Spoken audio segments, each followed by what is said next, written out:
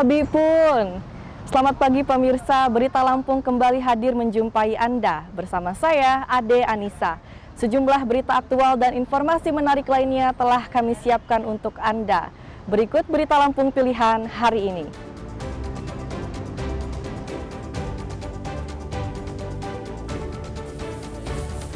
Seorang mahasiswa yang berangkat wisuda tewas tenggelam di Selat Sunda akibat jatuh dari kapal Roro.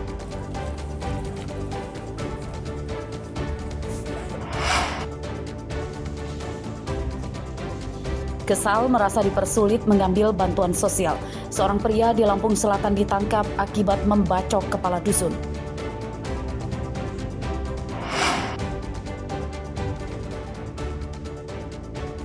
Terlibat korupsi proyek air minum, rumah mewah dan kendaraan senilai puluhan miliar rupiah milik mantan Bupati Pesawaran disita tim penyidik Kejaksaan Tinggi Lampung.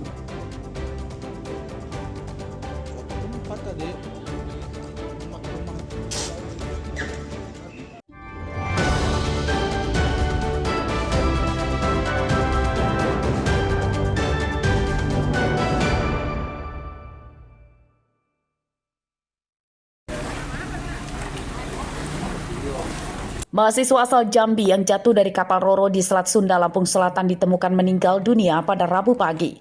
Korban bernama Dimas Adityawan, umur 25 tahun. Jenazahnya ditemukan di sisi barat Pulau Sangiang, Bakauheni, Lampung Selatan pada pencarian hari ke-6. Pertama kali jenazah ditemukan oleh nelayan yang kemudian dilaporkan ke Pos TNI Angkatan Laut dan Tim SAR Bakauheni. Pada hari ini alhamdulillah diketemukan atas laporan diberikan pada pukul 9 pagi oleh Pos AL Pulau Sangiang atas laporan nelayan Pulau Sangiang, dan jenazah ditemukan di sisi barat Pulau Sangiang pada pukul 9.30, dan Pusat Bakauheni bersama Polisi SAR yang terdiri dari Pol Airut Polda, Pol Airut Polres Lampung Selatan, Pos AL Kalianda langsung meluncur dan bisa terevakuasi sekitar 11.30, dan kita lanjutkan tadi sampai di dermaga sekitar 12.15 di Muara Pilu, dan untuk jenazah akan dibawa ke rumah sakit Bob Bazar Kalianda.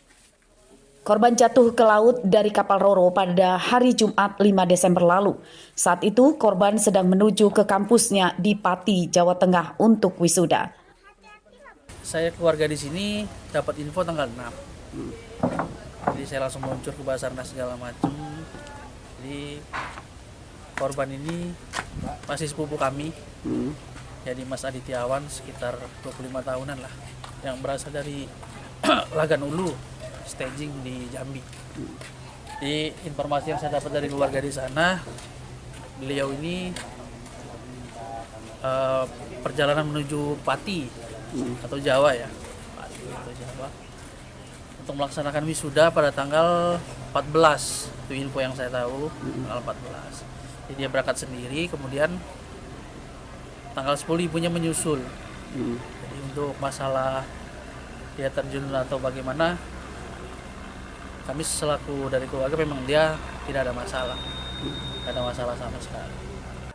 Oleh petugas, jenazah korban kemudian dibawa ke Rumah Sakit Umum Daerah Bob Bazar Kalianda sebelum diserahkan kepada keluarganya.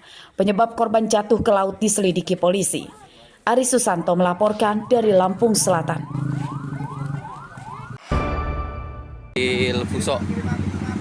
Dari arah Bandar. Kecelakaan beruntun 3 truk terjadi di Jalan Lintas Sumatera, Desa Tarahan, Kecamatan Katibung, Lampung Selatan, Rabu siang. Penyebab kecelakaan akibat salah satu truk mendadak mengalami mati mesin akibat tidak kuat melewati jalan menanjak curam. 2 truk di belakangnya yang kepergok tidak bisa menghindar dan tertabrak truk mundur dari depan. Akibat kecelakaan itu, ketiga truk rusak berat. Para pengemudi dan kondektur selamat.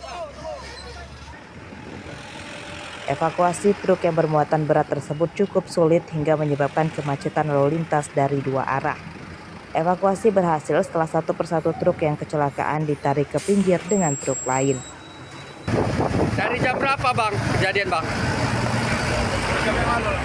2 jam yang lalu. Mobil apa aja bang yang ini bang? Mobil truk kedua, Oh, ya? satu box. Kecelakaan tidak merenggut korban jiwa. Kemacetan terurai setelah ketiga truk berhasil dipinggirkan ke tepi jalan. Petugas mengimbau para sopir truk bermuatan berat untuk memastikan kondisi kesehatan kendaraannya saat akan melewati jalan tanjakan curam dan panjang Desa Tarahan, Lampung Selatan. Aris Susanto melaporkan dari Lampung Selatan.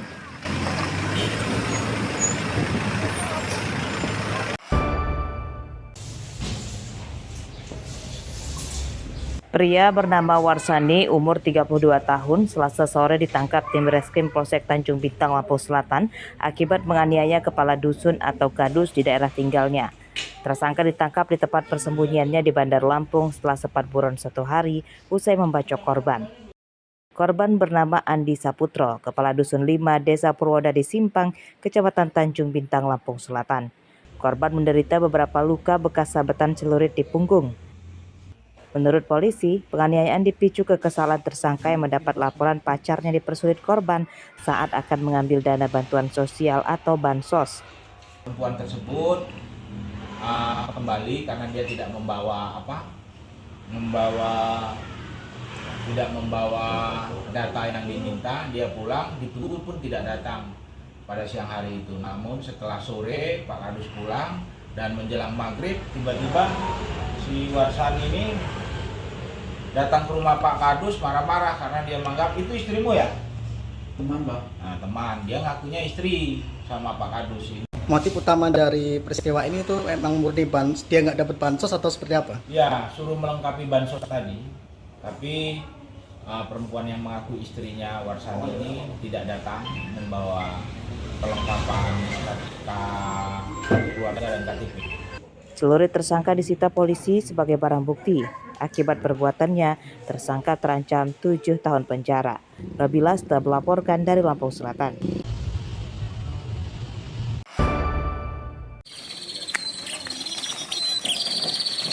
Petugas Dinas Pemberdayaan Perempuan dan Perlindungan Anak Lampung Selatan Rabu siang mendatangi rumah seorang gadis penyandang disabilitas yang diduga jadi korban pencabulan oleh ayah angkatnya.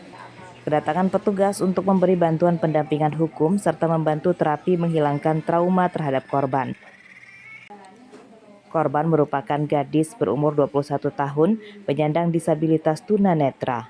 Dugaan pencabulan terhadap korban itu terjadi pada 2 bulan lalu dan sudah dilaporkan ke Polres Lampung Selatan. Menurut petugas, terlapor pencabulan itu adalah seorang pria berinisial E, warga Kecamatan Palas, Lampung Selatan. Awalnya, korban diajak terlapor dijadikan anak angkat dan membantu menemani ibu terlapor. Namun, di rumah terlapor itu, korban diduga malah mendapat perlakuan tidak senonoh. Baik, untuk kondisi korban penyandang disabilitas ini saat ini cukup kooperatif, dia bisa menjawab seluruh pertanyaan saya dengan selesai.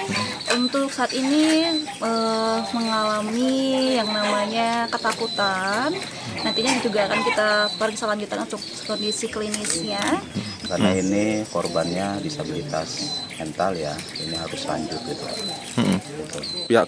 Pihak keluarga gimana tuntutannya? Tuntutannya ya lanjut proses hukumnya dan keluarga mendapatkan keadilan agar supaya si pelaku ini dihukum seberat-beratnya, Pak. Korban dan petugas Dinas PPA Lampung Selatan berharap polisi mengusut kasus tersebut dan pelakunya segera ditangkap. Aris Susanto melaporkan dari Lampung Selatan.